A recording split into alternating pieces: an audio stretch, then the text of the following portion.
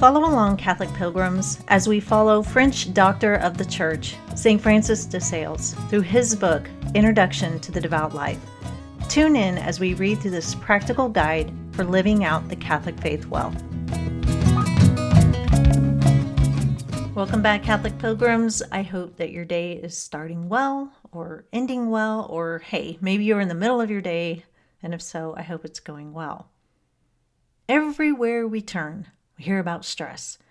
People are constantly saying that they are stressed about this and stressed about that.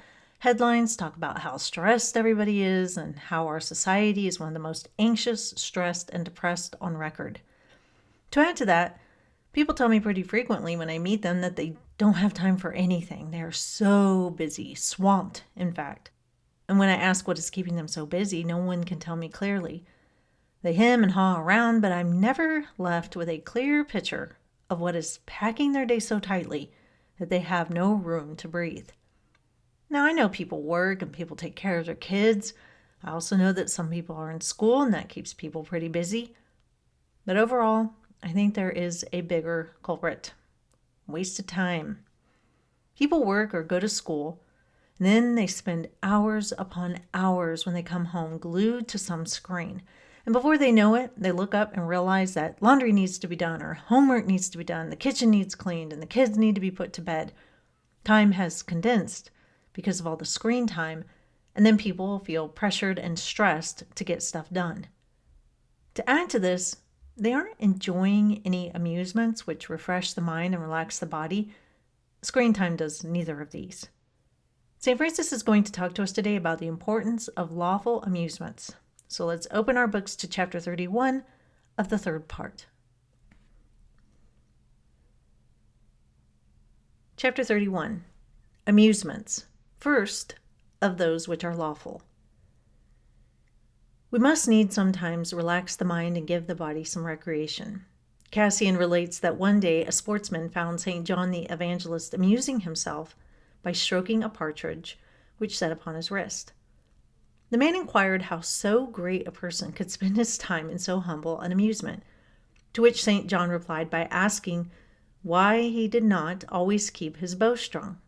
For fear, the hunter answered, lest if it were always bent, it should lose its power when it is wanted.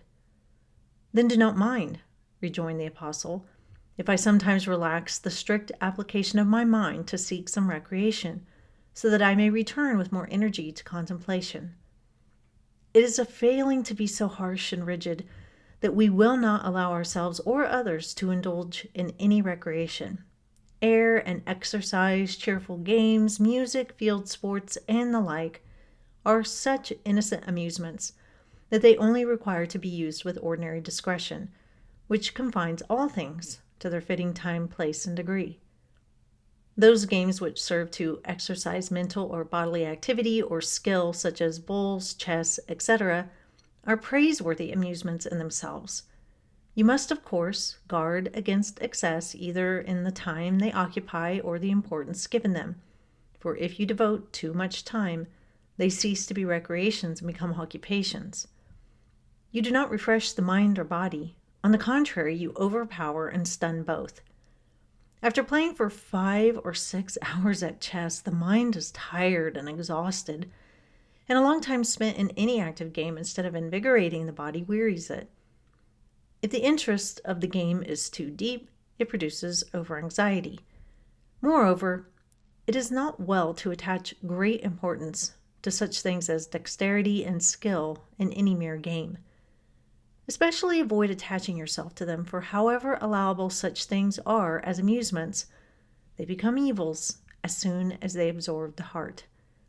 I do not mean that you may not lawfully take pleasure in your amusement, otherwise it would not be a recreation, but you must not be devoted to it or eager and absorbed in it. I was thinking back the other day about a typical Saturday in my childhood. I would get up and have breakfast. Then I would look through the Kansas City Star newspaper and read the comics, do the crossword with my dad, and look through the TV guide section to see if there were any shows I really wanted to watch that week. After that, I'd maybe read a little. My mom would have a chore or two for me to do, I'd play with my siblings, play catch with my dad in the backyard, go to a friend's house, play in the creek. Some days I'd be bored, and it was then that my siblings and I would usually find our creativity. Days were slow, but good.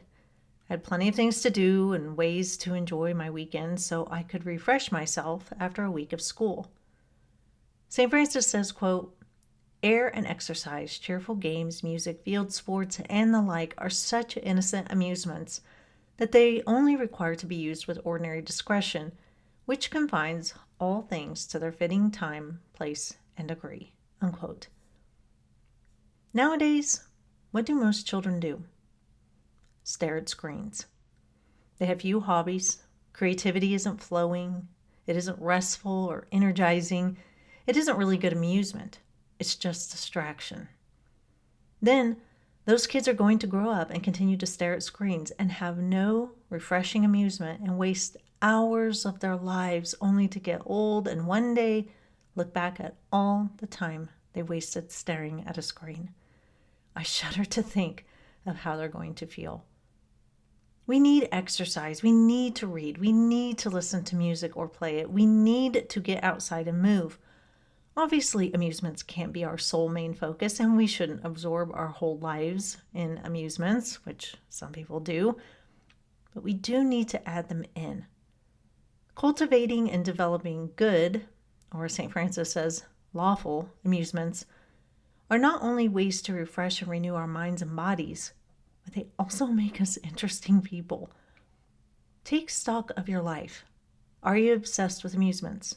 Are you addicted to too much screen time? Are you bored and just reach for the phone to entertain you? Do you feel constantly stressed because you don't do anything that recharges you? If you answered yes to any of these things, what can you do to change that? Take stock and think about it, and then put it into action. So that is all for today, Catholic Pilgrims. I'll see you back here really soon. And until then, live the faith boldly and travel well.